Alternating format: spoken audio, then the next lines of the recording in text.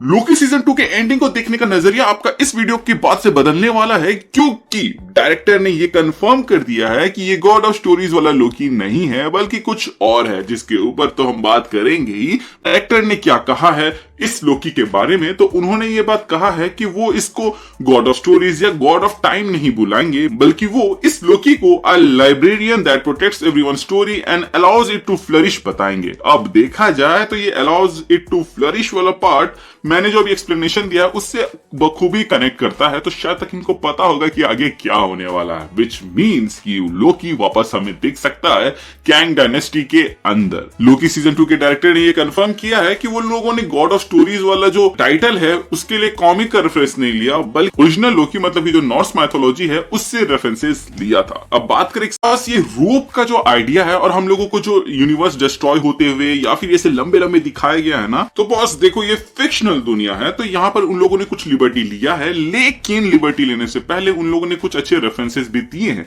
जैसे कि through out the series season 2 के अंदर हमें एक वर्ड सुनने को मिलता है, स्पेगेटिफिकेशन। पहले तो हम लोगों ने इसको चाउमीन बोल के मजाक उड़ा दिया था, जबकि ये एस्ट्रोफिजिक्स का एक टर्म है जो कि इस चीज को एक्सप्लेन करता है, जिसको नूडल इफेक्ट भी कहा जाता है, जहां पे किसी ऑब्जेक्ट का vertical stretching and horizontal compression देखने को मिलता है, जिसके वजह से वो नूडल के जैसा दिखने लगता है। मतलब कि वो लोगों के लैंग्वेज में स्पेगेटी, हम लोग के लैंग्वेज में इसको सॉर्ट ऑफ चाउमीन कह सकते हैं, जो कि होता है एक स्ट्रॉन्ग ग्रेविटेशनल पुल की वजह से, जिसका एग्जांपल ये दिया जाता है कि अगर आप ब्लैक होल में खींचे जाओगे तो आप लंबे से टाने जाओगे, मतलब कि ऐसे स्ट्रेच्ड फॉर्म में हमें दिखोगे। सो बेसिकली लोकी सीजन 2 के अंदर ये टाइमलाइन से चीजें जो इतनी स्ट्रेच्ड दिख रही थी वो इसी चीज को जस्टिफाई या फिर कहें एक्सप्लेन कर रही थी। अब ये था साइंटिफिक पार्ट, इसको फिक्शनल पार्ट में यहाँ पे इसको फिट कर दिया गया है। अब जब आप ये समझ चुके हैं कि ये जो फेनोमेनन हम लोग को यहाँ पे देखने को मिल रहा था इसका रीजन क्या है, तो अब आते हैं कि टाइमलाइंस इतने छोटे कैसे हैं, लोकी इनको हाथ में कैसे पकड़ पा रहा है। जैसा कि आपको पता होगा कि कई सारे डायमेंशंस होते हैं, जैसे कि पहला डायमेंशन जो होता है वो लाइन होता है, दूसरा डायमेंशन जो होता है पेपर होता है, तीसरा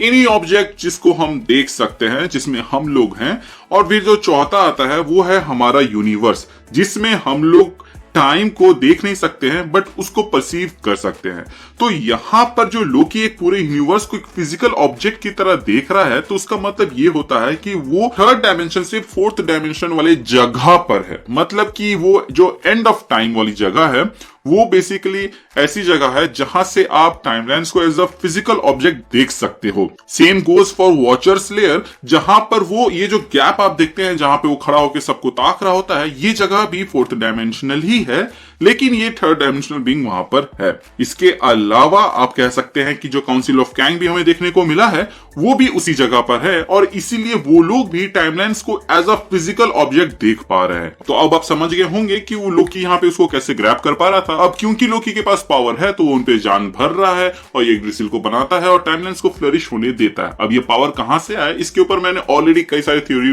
दे रखे हैं, तो आप उनको चेकआउट कर लीजिएगा, मैं उनको यहाँ रिपीट करके आपको बोर नहीं करना चाहता। लोकी जो यहाँ तक पहुंचा है इसके पीछे ही हू रिवील्स का बहुत बड़ा हाथ है, प्लस उसका जो टाइम स्लिपिंग का पावर है वो अभी तक ये मिस्ट्री है कि लोकी को ये पावर कहां से मिला। अगर दूसरे लोकी जो आने वाले हैं या फिर दूसरे टाइमलाइन से बन रहे हैं उनको किसी तरह टाइम स्लिपिंग की पावर मिल जाती है तो वो डेफिनेटली यहाँ पे इस लोकी को चैलेंज कर सकते हैं, बट आई हाईली डाउट कि वो इसकी जगह को ले पाएंगे, क्योंकि ये लोकी सेंचुरीज तक पढ़ाई किया हुआ है और उसके पास एक प्रॉपर अंडरस्टैंडिंग है इन टाइमलाइंस को लेके, जबकि बाकी लोकी जो आएंगे वो मेरे ख्याल से मैजिकल ज्यादा होंगे, तो शायद ही वो इस चीज को डील कर पाए। बट हाँ, वो टक्कर दे सकते हैं क्योंकि इसके वेरिएंट है, बट ये लोकी बेसिकली इनफाइनाइट पॉसिबिलिटीज को देख रहा है कि कौन कहां से बढ़ रहा है, तो कौन